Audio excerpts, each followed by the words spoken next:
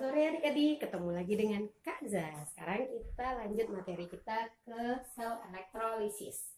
Dimana sel elektrolisis ini adalah tentang elektron dan lisis. Berarti elektron itu kan listrik, lisis itu pemecahan. Berarti pemecahan energi listrik yang akan menghasilkan reaksi kimia. Nah, itu konsep dasarnya ya. Nah, kemudian di konsep dasar ini dia punya elektroda. Elektrodanya dibagi menjadi dua. Ada katoda dan ada anoda. Yang katoda dia kutubnya negatif, yang anoda positif. Lalu terjadi reaksi reduksi di katoda dan reaksi oksidasi di anoda. Serta reaksinya tidak spontan karena harus ada listrik dulu baru dihasilkan reaksi kimia. Contoh penggunaannya adalah pemurnian logam, pelapisan dan penyembuhan dan lain sebagainya. Oke. Lalu rangkaiannya di sini ini menggunakan satu gelas kimia, terus di dalam gelas kimia nanti dimasukkan zat elektrolit. Nah, zat elektrolitnya bisa dalam bentuk larutan maupun lelehan. Lelehan atau leburan atau cairan sama saja. Apa beda antara larutan dengan lelehan? Larutan itu adalah suatu zat yang dilarutkan ke dalam pelarut. Ada zat terlarut dan ada pelarutnya. Sementara lelehan itu zat padat yang dilelehkan, dipanaskan lalu nanti jadi meleleh. Itu bedanya ya. Jadi ini ada pelarutnya, sementara ini tidak, tanpa pelarut. Lalu ini dimasukkan elektroda, elektrodanya dihubungkan dengan arus listrik atau contohnya baterai. Nah, elektroda yang digunakan di sel elektrolisis itu ada dua jenis, ada inert dan ada yang non inert atau tak inert. Artinya kalau inert itu sukar bereaksi, berarti yang non inert dia lebih mudah bereaksi. Nah, tujuan di sel elektrolisis itu kan mau menghasilkan reaksi kimia.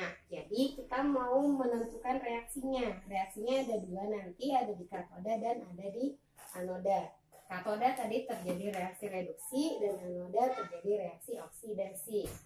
Nah, pertama kali untuk menentukan reaksi di katoda dan anoda itu zat elektrolitnya harus kita ionkan menjadi kation dan anion. Kation itu ion positif, anion itu ion negatif. Nah, untuk menentukan reaksi di katoda atau terjadi reaksi reduksi, pertama kali kita lihat si kationnya, ion positifnya. Nah, ion positifnya ini karena tadi zat elektrolitnya terdiri dari dua jenis, ada larutan dan lelehan, dipastikan dulu apakah dia masuk ke dalam larutan atau lelehan. Nah, jika dia masuk ke dalam larutan, ada syaratnya lagi. Apakah termasuk ion logam aktif, bukan logam aktif, atau asam. Nah, kalau dia termasuk logam aktif itu siapa saja? Ada golongan 1A, 2A, Al, dan Mn. Jadi kalau dia masuk ke dalam golongan ini, maka yang mengalami reaksi reduksi adalah air atau H2O. Nah, reaksinya seperti ini. 2H2O tambah 2 elektron menjadi H2 tambah 2OH-. Nah, kalau dia bukan ion logam aktif, berarti selain golongan 1A, 2A, Al, dan Mn, maka langsung ion logam itu yang tereduksi. Ikutin saja reaksi yang ini, ganti L-nya menjadi ion logam tersebut. Jadi, muatannya tergantung dengan si logamnya. Makan menangkap elektron sebanyak muatannya akan menjadi logam padatan atau yang mengendap. Lalu jika dia masuk ke dalam ion asam atau H+, langsung H+-nya yang tereduksi. Mengikuti reaksi 2H+ tambah 2 elektron menjadi H2. Nah, gimana kalau tadi zat elektrolitnya adalah yang lelehan atau cairan atau leburan? Maka langsung ion logamnya yang mengalami reaksi. Nah, mirip dengan reaksi yang ini, cuman bedanya di sini lelehan. Kalau ini tadi aqueous. Begitu reaksi untuk di katoda. Yang kedua, reaksi di anoda atau oksidasi. Maka yang pertama kali kita lihat adalah elektrodanya. Tadi elektroda ada dua jenis kan, ada inert dan ada non inert atau tak inert. Jadi kalau misalnya elektrodanya yang tak inert, langsung elektrodanya yang teroksidasi. Ikutin pola ini reaksinya. Ganti saja elektrodanya menjadi si X ini, baru muatannya ditambahkan 2 elektron. 2, 3, dan sebagainya tergantung pada muatannya ya. Terus yang kedua, jika elektrodanya masuk ke elektroda inert, Siapa saja elektroda inert ini? Ada PT, C, dan AU, platina, karbon atau grafit, dan emas. Nah, elektroda yang tak inert yang mana selain yang 3 ini? Nah, maka pertama kali kita lihat dulu si anionnya atau ion negatifnya. Nah, ion negatifnya masuk ke mana? Yang pertama bisa anion sisa asam oksi, golongannya ada asam-asam yang ada oksigennya, ada SO4 2-, PO4 3-, ClO4-, NO3-, dan lain-lain. Maka yang mengalami oksidasi adalah air. Reaksinya 2H2O menjadi 4H+ tambah O2 menjadi tambah 4 elektron. Lalu jika anionnya adalah halida, halida itu golongan 7A, ada Cl-, Br- atau I-, maka langsung ini yang mengalami reaksi oksidasi. Kakak simbolkan Cl, Br, dan I-nya dengan X. Maka reaksinya 2X- menjadi X2 tambah 2 elektron. Lalu jika anionnya termasuk anion basa atau ada OH-nya, maka reaksinya adalah 4 OH- menjadi 2H2O tambah O2 tambah 4 elektron. Nah, jika di anionnya ada O2-, maka reaksinya 2O2- menjadi O2 tambah 4 elektron. Nah, misalnya gini. Elektrolisis larutan NaCl dengan elektrodanya AU. Nah, pertama kali kita ionkan dulu. Di sini dia bilang larutan NaCl. Berarti kalau kita ionkan NaCl menjadi Na+ tambah Cl-. Untuk menentukan reaksi di katoda, pertama kali lihat kationnya atau ion positifnya. Nah, ion positifnya adalah Na+. Na+ ini masuk ke mana? Apakah dia ion logam aktif, bukan logam aktif, atau ion asam atau H+?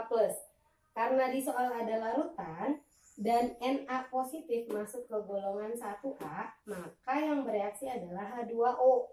Nah, maka di katoda kita tulis reaksi yang ini, 2H2O tambah 2 elektron menjadi H2 tambah 2OH negatif. Nah, untuk di anodanya sendiri kita lihat elektrodanya. Elektrodanya adalah AU. AU itu masuk ke elektroda inert. Nah, lalu setelah itu langsung lihat anionnya atau ion negatifnya. Ion negatifnya adalah Cl-. Nah, Cl- itu masuk di sini. Maka reaksi di anoda, kakak ganti X-nya jadi Cl-. 2 Cl- menjadi Cl2 tambah 2 elektron. Nah, begitulah cara menentukan reaksi di katoda dan anoda. Nah, kemudian di sel elektrolisis ini ada yang namanya hukum Faraday. Hukum Faraday-nya ada 2, ada hukum Faraday 1 dan hukum Faraday 2. Hukum Faraday 1 bunyinya, massa zat yang mengendap itu sebanding dengan arus listrik yang dialirkan.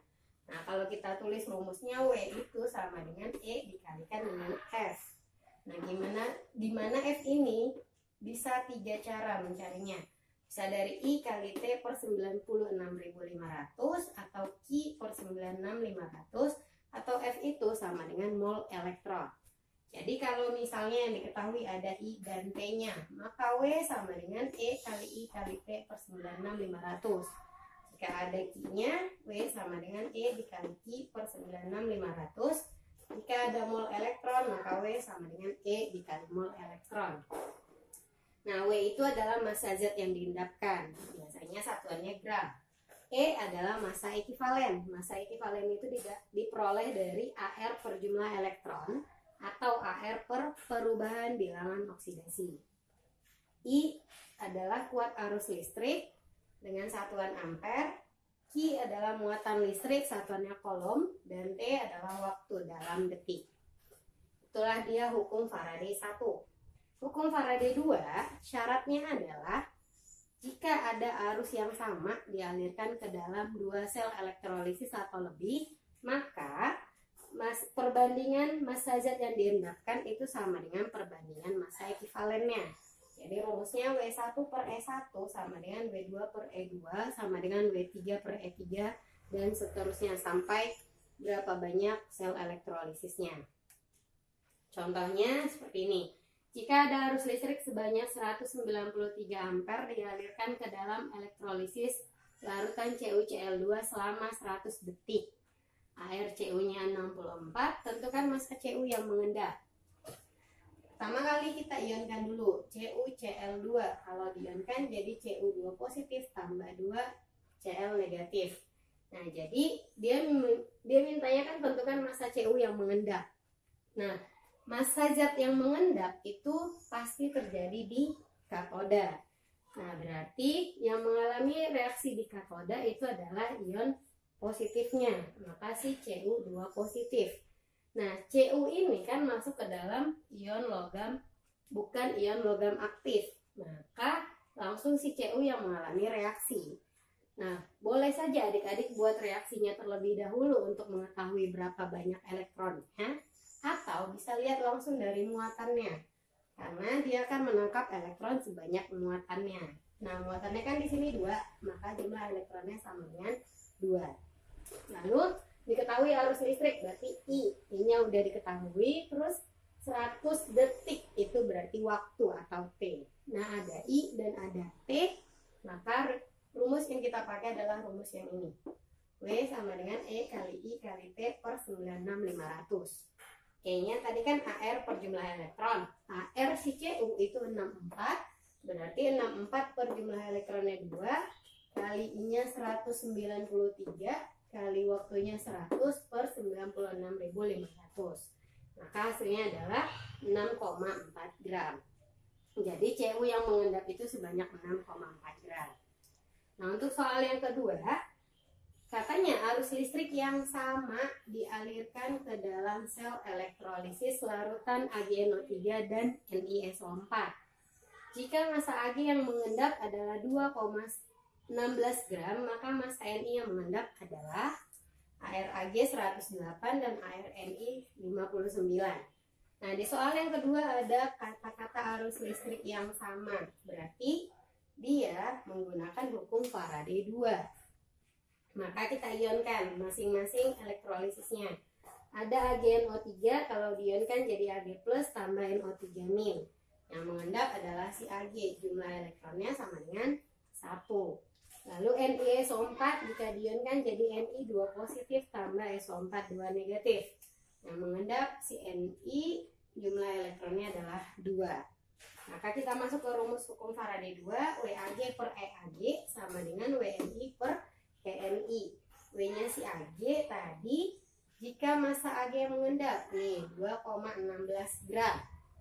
Per E, kan rumusnya AR per jumlah elektron. ArAg-nya 108, jumlah elektronnya 1, berarti 2,16 per 108 per 1. Sama dengan WNI, itu yang mau dicari, massa Ni yang mengendap. Per ArNi 59 per jumlah elektronnya 2. Maka 2,16 per 108 itu 0,02 sama dengan ini naik ke atas jadi 2 kali WNI per 59. Maka massa zat Ni yang mengendap adalah 0,59 gram. Oke, sekian sel elektrolisis dari kakak. Jangan lupa walaupun kondisinya seperti ini kita semua harus tetap semangat. Oke adik-adik, selamat sore.